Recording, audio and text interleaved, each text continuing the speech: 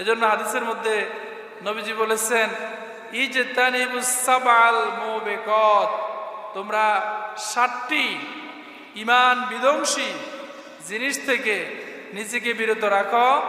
এই 7টি জিনিস তোমাদের ঈমানকে ধ্বংস করে দেবে।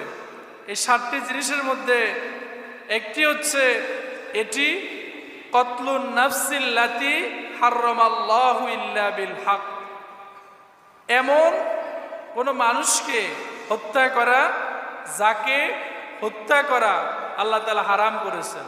শরীয়ত যাকে হত্যা করতে অনুমতি দেয় নাই, অনুমোদন দেয় নাই, তাকে হত্যা করা হারাম করেছেন কে? একবার এক ব্যক্তি নবী করিম সাল্লাল্লাহু আলাইহি সাল্লামের কাছে জিজ্ঞেস করলেন, আল্লাহর কাছে কোন পাপটি, আল্লাহর কাছে কোন গুনাহটি সবচেয়ে জঘন্য? নবী করিম সাল্লাল্লাহু আলাইহি সাল্লাম বললেন, আল্লাহর সাথে কাউকে শরীক করা, আল্লাহর সাথে কাউকে অংশীদার স্থাপন করা, অথচ সে আল্লাহ তোমাকে সৃষ্টি করেছেন। আমাদের সৃষ্টিকর্তাকে?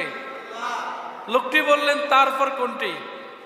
নবী করিম সাল্লাল্লাহু আলাইহি সাল্লাম বললেন, আন তাকতুলা ওয়ালাদাকা খাশিয়াতা আইয়াতআমা মাআক, তোমার সন্তানকে এই ভয়ে হত্যা করা যে সন্তান তোমার সাথে একসাথে খাবার খাবে। নাউজুবিল্লাহ বলে। তৎকালীন সময়ে আইয়ামে জাহালতে কন্যা সন্তানদেরকে হত্যা করা হতো।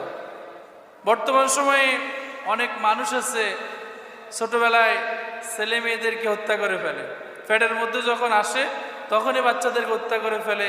চিন্তা করে, আমার এতগুলো সন্তান আমি খাওয়াও কোত্থেকে? আছে না নাই? অথচ আমরা যে দুনিয়াতে এসেছি, আমাদের রিজিক পৌঁছানোর দায়িত্ব কার?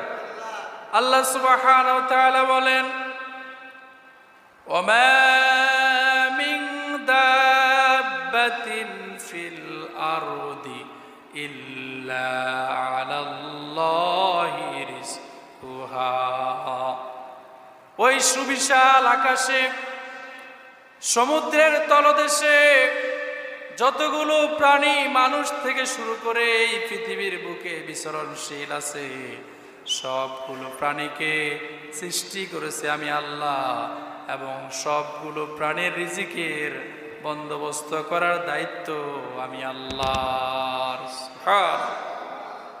আল্লাহ আমাদেরকে সৃষ্টি করেছেন, আমাদের রিজিক পৌঁছানোর দায়িত্ব কার? আল্লাহ।